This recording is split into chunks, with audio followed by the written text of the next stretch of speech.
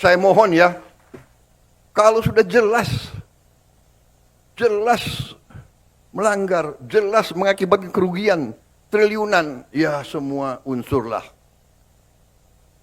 Terutama juga hakim-hakim ya, vonisnya jangan terlalu ringan lah. Selamat datang di channel Dialektika, tempat kita membahas berbagai topik menarik seputar ilmu pengetahuan, politik dan isu AIS yang berkembang saat ini.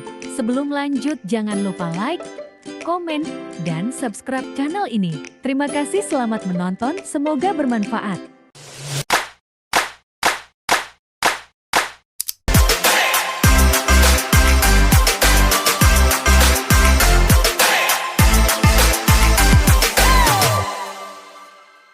Assalamualaikum warahmatullahi wabarakatuh.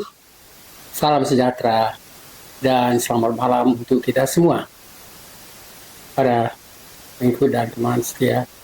Pada malam ini kita membicarakan satu podcast yang membahas tentang masalah hukuman pada Harvey Muiz. Dan sebelum kita mulai pembahasan tentang lebih luas tentang masalah itu, ada baiknya kita mulai dulu dengan dua komentar. Dan dua komentar ini sebenarnya mau mengambil hal yang sangat penting dari dua tokoh besar yang terkenal dari Indonesia. Yang pertama adalah pemikiran dari Profesor Mahfud MD, dan itu sebenarnya saya ambil dari Metro TV. Dan yang kedua adalah dari Presiden Prabowo, dan itu sebenarnya sumbernya dari Tribun News. Ya teman-teman sekalian, jadi kedua tokoh itu sebenarnya memberikan atau mengomentari tentang pemikiran mereka tentang masalah hukuman pada Harvey Muiz.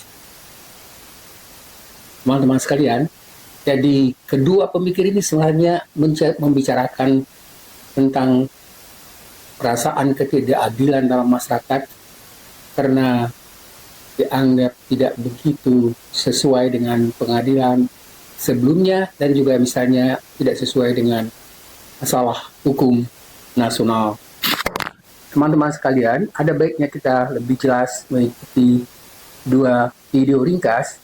Yang pertama yang saya katakan dari Metro TV. Dalam kasus yang merugikan negara sebesar 300 triliun rupiah, seorang koruptor bernama Harvey Muiz hanya divonis 6,5 tahun penjara. Siapa yang tidak berang mendengar putusan hukum serendah itu?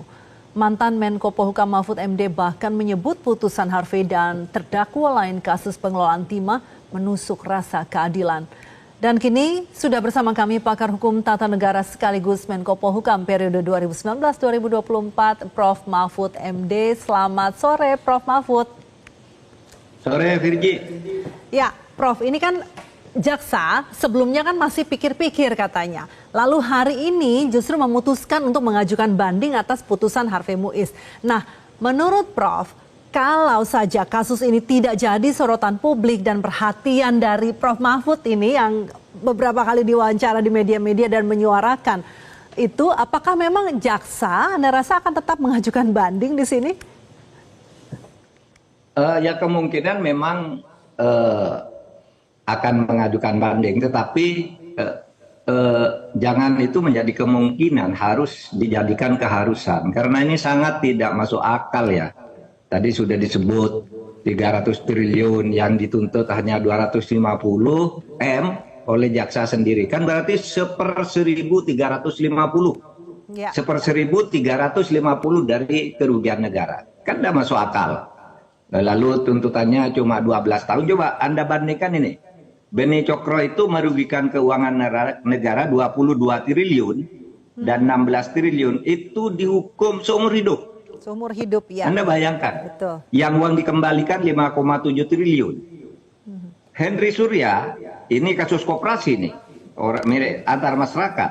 Dihukum 18 tahun penjara dengan ganti rugi 15 M, karena ini tidak merugikan keuangan negara. Ya, ini koperasi, pengelolaan koperasi, dan hartanya udah disita juga oleh polisi sebelum itu. Budi Said hari ini yang kita dengar hanya merugikan keuangan negara 1,1 triliun, 15 tahun kenanya. dan mengembalikan uang 35,5 M.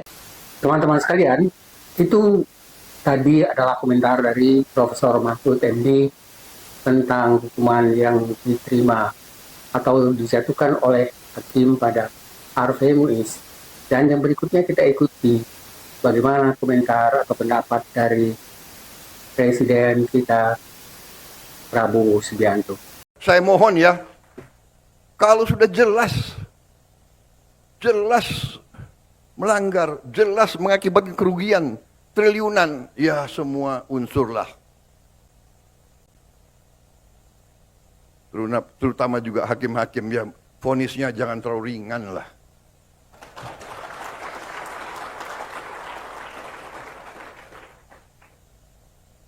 Nanti dibilang Prabowo nggak ngerti hukum lagi. Tapi rakyat pun ngerti, rakyat di pinggir jalan ngerti. Ngerampok triliunan, kalau triliunan, ratusan triliun. Vonisnya sekian tahun. Nanti jangan-jangan di penjara pakai AC, punya kulkas, pakai TV. Tolong Menteri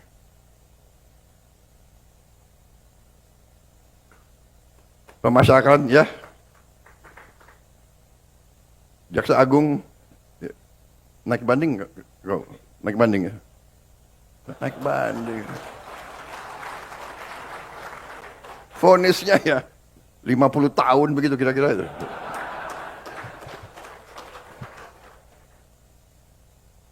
Kita semua, mari kita kembali ke jati diri kita, kembali ke 17 Agustus 45, cita-cita pendiri bangsa kita. Saya tidak mau nyalahkan siapapun, ini kesalahan kolektif kita. Mari kita bersihkan. Makanya saya katakan, aparat pemerintahan kita gunakan ini untuk membersihkan diri, untuk membenahi diri sebelum nanti rakyat yang membersihkan kita. Lebih baik kita bersihkan diri kita sendiri. Teman-teman sekalian, kita mungkin batasi saja dari dua komentar dari dua tokoh Indonesia itu. Yang tadi, yang pertama dari Profesor Mahfud MD, dan yang kedua dari Presiden Prabowo Subianto, dan keduanya sebenarnya mengungkapkan pendapat atau pandangan bahwa putusan hakim tidak memenuhi rasa keadilan rakyat. Teman-teman sekalian, untuk memenuhi rasa keadilan, Presiden Prabowo sempat misalnya mengungkapkan bagaimana misalnya kalau ya meminta hukuman yang lebih maksimal kepada koruptor yang merugikan negara, dan beliau misalnya menyampaikan sampai beberapa contoh, terutama sekali tadi contoh dari misalnya dari Prof. Mahfud MD yang mengungkapkan hukuman-hukuman yang berat pada beberapa kasus koruptor sebelumnya. Teman-teman sekalian, dan pernyataan atau pidato dari Prabowo itu sebenarnya dia kemukakan sewaktu ada kegiatan menyampaikan pidato pada saat Musrembang Nasional 30 Desember 2024. Itu sesuai dengan ya apa yang dikemukakan itu sesuai dengan Undang-Undang Dasar 1945. Beliau kelihatannya memang khawatir juga kalau dikatakan nanti tidak mengetahui undang-undang. Teman-teman sekalian, pada prinsip keadilan dan kesetaraan itu justru yang dianggap sebenarnya yang melanggar perasaan dan keadilan. Pada hukum Indonesia sebenarnya dijamin pada pasal 27 ayat 1 Undang-Undang Dasar Negara Republik Indonesia, itu dikemukakan satu aturan yang mestinya menjadi pedoman bagi seluruh hakim, dan bunyi dalam undang-undang itu adalah semua warga negara memiliki kedudukan yang sama di dalam hukum dan pemerintahan, dan wajib ya, jadi hukum dan pemerintahan wajib menjunjung tinggi hukum dan pemerintahan tanpa ada pengecualian. Ini adalah suatu pernyataan yang sangat tegas bahwa semua ya warga negara kedudukannya sama di dalam hukum, tidak membedakan antara jabatan, pangkat, atau antara masyarakat biasa dengan para pejabat. Pasal 27 ayat 1 ini sebenarnya harus dijadikan sebagai dasar membangun dan melaksanakan tatanan hukum, tatanan sosial politik yang adil dan beradab bagi seluruh warga negara Republik Indonesia.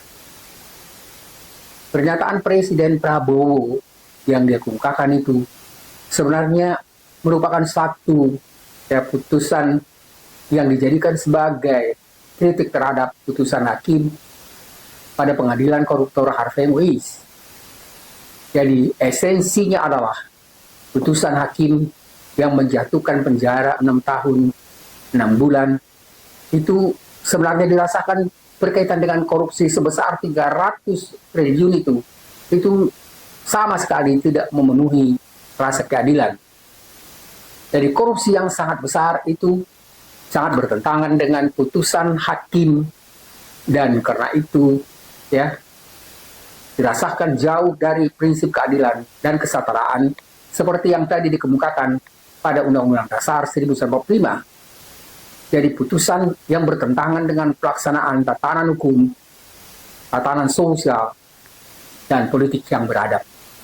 Jadi wajar sekali ketika misalnya Presiden sebagai kepala negara mengingatkan supaya para hakim itu memberikan putusan yang adil, yang setara pada setiap putusan-putusan yang mereka tetapkan. Putusan hakim menohok ya, malah menyentuh rasa ketidakadilan dalam pelaksanaan hukum, dan itu sering dikemukakan melalui jargon-jargon masyarakat selama ini yang mengatakan bahwa hukum di Indonesia ini hanya tajam ke bawah dan tumpul ke atas. Mudah-mudahan peringatan dari Mahfud MD dan juga tadi terutama sekali misalnya dari Presiden Prabowo yang memang memiliki kebijakan untuk bisa mengatur dan bagaimana misalnya semua pemerintahan, aspek pemerintahan itu bisa menjalankan Undang-Undang Dasar 45 itu secara adil dan konsekuen.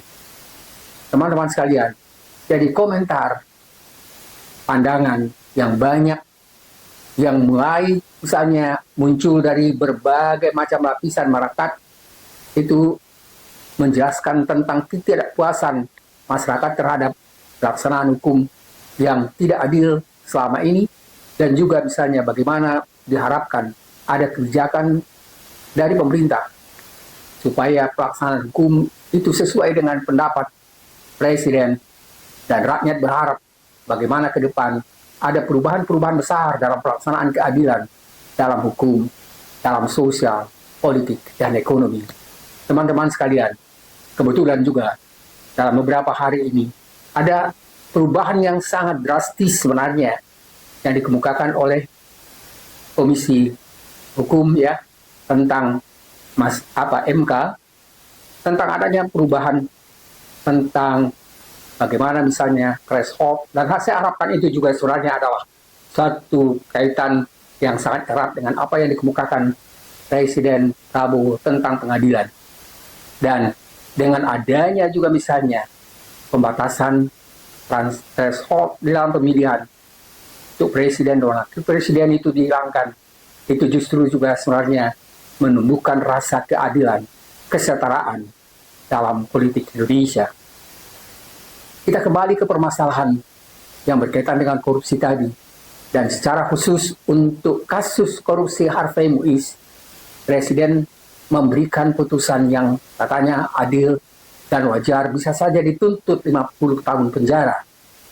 Intinya sebenarnya Presiden Prabowo menginginkan hukuman yang adil bagi semua koruptor, dan putusan hukuman yang adil itu sebenarnya harus memenuhi ya perasaan atau aturan, dan prinsip atau aturan itu yang pertama bisa kita katakan bahwa putusan yang adil itu pertama harus proposisional, ya. Jadi proposisionalitas hukum. Yang dimaksud dengan proposisionalitas hukum itu adalah hukum harus mencerminkan besarnya dampak kerugian yang diakibatkan oleh tindakan korupsi terhadap negara dan masyarakat. Jadi kalau misalnya dikatakan tadi ada korupsi 300 triliun, sangat tidak proporsionalitas hukum itu tidak terjadi karena hukuman yang sangat ringan. Jadi korupsi dalam skala besar itu menyebabkan juga kerugian sosial yang sangat luas, yang sangat besar, dan tidak bisa lihat misalnya dampaknya itu pada ya bagaimana misalnya kemiskinan, keterbatasan akses pada pelayanan publik, pada pendidikan misalnya, atau lebih munculnya lagi apa yang kita sebut dengan ketimpangan sosial. Jadi ada kelompok masyarakat yang kaya pada bagian atas dan sangat sedikit, kemudian ada masyarakat di kalangan bawah yang sangat luas, yang sangat banyak itu mengalami kemiskinan, dan banyak misalnya dikatakan oleh Presiden sendiri sebenarnya stunting. Teman-teman, coba kita bayangkan kalau 300 triliun itu digunakan untuk pemberantasan kemiskinan, atau digunakan untuk membangun pendidikan, atau misalnya untuk ya membangun ya rumah sakit, kesehatan, ini akan berdampak sangat besar sebenarnya pada masyarakat. Ini yang disebut oleh Mahfud dan Presiden Prabowo, supaya putusan hakim pada Harvey Muiz, ya, mereka mengatakan itu menusuk rasa keadilan masyarakat. Yang kedua juga dikatakan bahwa pemberantasan hukum itu ya sangat digantung atau tergantung sekali dengan jumlah yang diterima, jumlah yang dikorupsikan. Jadi hukuman harus lebih berat dibandingkan hukuman korupsi dengan jumlah yang kecil, untuk memberikan efek yang cerah, yang sesuai dengan apa yang dilakukan. Dan oleh karena itu, besar kecilnya hukuman tidak ditentukan oleh posisi, apakah dia misalnya pejabat atau rakyat biasa, tetapi ditentukan oleh jumlah dan dampaknya pada negara. Teman-teman sekalian, jadi posisi rakyat biasa dengan rakyat atau dengan orang-orang kaya, orang berpangkat itu menduduki posisi yang sama di depan hukum. Oleh karena itu, ya, hukuman pun tidak boleh membedakan karena kelas atau posisi yang berbeda. Yang berikutnya, hukum itu harus atau bisa dikatakan memenuhi keadilan restoratif. Yang dimaksud dengan keadilan restoratif itu adalah bagaimana pengembalian kerugian negara, dan koruptor wajib sebenarnya mengembalikan seluruh uang hasil korupsi itu, termasuk bunga atau denda yang proporsional dengan nilai kerugian yang ditimbulkannya. Pandangan Presiden ketika menjelaskan tentang memaafkan koruptor ketika mereka mengembalikan hasil korupsinya, ini memang agak mirip sebenarnya dengan keadilan restoratif, tapi pada keadilan restoratif sebenarnya tetap melalui pengadilan, lalu setelah kejatuhan pengadilan itu dinyatakan ya adil, baru dimaafkan dan dibebas tugaskan. Itu memang mungkin lebih bisa diterima daripada misalnya membebaskan tanpa ada kejelasan misalnya berapa uang dikorupsi dan berapa yang dikembalikan. Teman-teman sekalian, sepertinya sebenarnya apa yang kita sebut dengan upaya untuk mengembalikan korupsi, ya, termasuk bunga, dan kemudian ya jika ini dilakukan secara proporsional, mungkin bisa justru seperti usul Presiden itu dimaafkan. Teman-teman sekalian, yang berikutnya misalnya korupsi itu harus bisa menjadi bentuk pemulihan sosial. Jadi hukuman dapat mencakup kewajiban koruptor untuk berkontribusi dalam proyek sosial. Seandainya misalnya korupsi yang 300 miliar atau 300 triliun itu, ya, akhirnya diberikan untuk pembangunan infrastruktur atau layanan publik, ya. Kemudian juga misalnya pada bagian-bagian yang lain yang diperlukan oleh negara, oleh masyarakat, maka ya pemulihan sosial yang kita maksudkan itu bisa dijadikan sebagai salah satu bentuk untuk ya mengatasi atau mengembalikan korupsi yang telah dilakukan seseorang. Yang berikutnya ya ada bentuk hukuman penjara yang berat. Ingat tadi misalnya justru sebenarnya yang menjadi permasalahan pada kasus Harvey itu adalah hukuman yang ringan dan kemudian juga pengembalian uang yang cukup ringan. Jadi hukuman penjara seumur hidup sering sekali dilakukan ketika misalnya ada ya katakan koruptor yang keras kakap, atau bisa juga malah hukuman mati.